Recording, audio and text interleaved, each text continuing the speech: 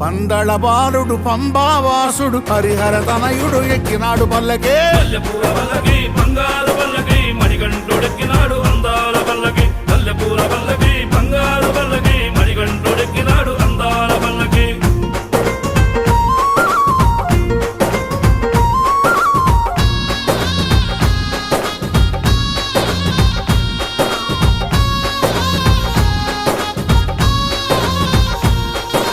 గణపతి సోదరుడు ఎక్కినాడు పల్లకి. షణ్ముఖ సోదరుడు ఎక్కినాడు పల్లకి. గణపతి సోదరుడు ఎక్కినాడు పల్లకి. షణ్ముఖ సోదరుడు ఎక్కినాడు పల్లకి.